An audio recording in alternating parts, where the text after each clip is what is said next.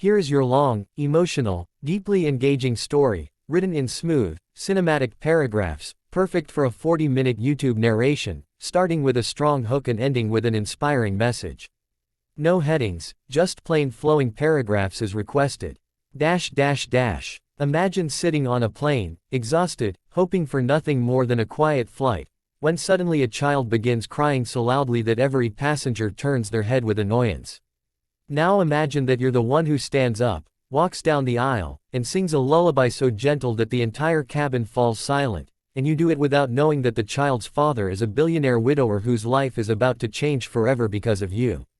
If you're here for stories that warm the heart and restore faith in humanity, make sure you like this video and subscribe, because today's story will leave you believing in miracles born from the simplest acts of kindness. Emma had boarded the 9-hour flight with a heavy heart. She was traveling home after losing her job, clutching a folder full of rejection letters and a purse that carried more receipts than money. She wasn't thinking about grand gestures or heroic moments, only how she would face her mother with the news that once again life had slipped through her fingers. But hidden beneath her exhaustion was a tenderness she had always carried, a softness that didn't fade even when the world felt harsh. 2 rows behind her sat a little boy, no more than 3, crying with a heartbreaking panic that only small children feel when the world around them feels too big. His small fists pounded against his seatbelt, his cheeks blotched red from tears. Passengers sighed, some complained, some covered their ears. But it wasn't the noise that caught Emma's attention, it was the desperation in his tiny voice, a cry that felt like loneliness itself. The man beside him, tall and sharply dressed, looked helpless. His eyes were red, tired, and filled with something Emma recognized all too well: grief. He whispered soothing words the child couldn't hear through his sobs. He rubbed the boy's back gently, but the panic only grew. A flight attendant tried to help, offering toys and juice, but nothing worked. Emma hesitated only for a moment before unbuckling her seatbelt and walking toward them. She didn't think about how she looked or what people would say. She only saw a child in distress. She knelt beside the seat, offering the father a small, apologetic smile. "May I try?" she asked softly. The man looked at her with surprise, then relief. He nodded. Emma gently reached for the boy, who cried even louder, until she placed a warm hand on his back and began humming. The melody rose softly, like a breeze through an open window. It was an old lullaby her mother used to sing when Emma couldn't sleep through thunderstorm nights.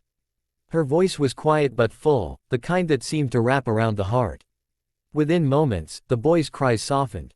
His breathing steadied. His tiny hand clutched her shirt as if clinging to something safe for the first time in a long while. Soon he was asleep, nestled gently against her shoulder. The entire cabin, moments ago filled with groans and annoyance, was now silent, almost reverent. The father watched her with disbelief, his eyes shining. "Thank you," he whispered, voice cracking. I haven't been able to calm him like that since." He didn't finish the sentence. Emma smiled gently, brushing a curl from the boy's forehead. "It's okay. He just needed a little comfort." The man hesitated, swallowed hard, then said, "My wife passed away 8 months ago. He used to fall asleep on her like this. I guess he remembers." Emma felt the weight of those words. She looked at the sleeping child, then back at the father, who suddenly seemed less like a composed, wealthy man and more like a tired, grieving parent doing his best. She didn't know who he was. She didn't know the headlines that had appeared months earlier about the billionaire CEO whose wife died unexpectedly. She didn't know that cameras followed him everywhere, that business magazines speculated about his return to work, or that millions of people whispered about how he was coping. To her, he was just a father. And this was just a moment of kindness. The two shared quiet conversation for the next hour. He introduced himself as Adrian. She introduced herself simply as Emma. No grand titles, no impressive career, just a woman trying to find her way. As the plane hummed steadily through the sky, Adrian found himself listening to her in a way he hadn't listened to anyone in months. She didn't treat him like he was powerful or important. She didn't look at him with pity. She simply understood. When the boy finally woke, he reached for Emma again. Adrian noticed this with a mix of surprise and emotion tightening his chest. His son had barely let anyone hold him since his mother died. But here he was, smiling shyly at this stranger on a plane, his small fingers touching her hair as if she had been part of his world forever. When the plane landed, Adrian tried to thank her again, but Emma shook her head. "You don't owe me anything. He just needed a lullaby. I'm glad I could help." She waved goodbye, holding her worn backpack close, not knowing that Adrian stood frozen, staring after her with a feeling he hadn't felt in a long time: hope. Emma walked out of the airport thinking she would never see them again. Just a passing moment, a kind gesture, nothing more. But life had other plans. 3 days later, as Emma sat at her mother's kitchen table, scrolling through job listings she knew she didn't qualify for, a car pulled up outside. A sleek black SUV with tinted windows. Her mother peeked through the curtains, eyes widening. "Emma, someone is here for you." Emma stepped outside cautiously. The door opened, and Adrian stepped out holding his son's hand. Emma's breath caught. "I've been looking for you," he said, smiling softly. "I wanted to return the kindness you gave us.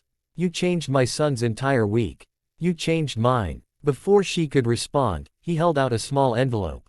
Inside was an offer letter, not just for a job, but for a position she never would have dreamed of. Adrian had read her resume, her credentials, everything she had quietly mentioned on the plane. And he believed in her in a way no employer ever had. She stared at the letter, trembling. "Why would you do this for me?" "Because you stepped in when you didn't have to," he said. "Because people like you are rare. Because you reminded me that kindness still exists." His son tugged at Emma's hand, smiling brightly, as if he already knew she belonged in their lives.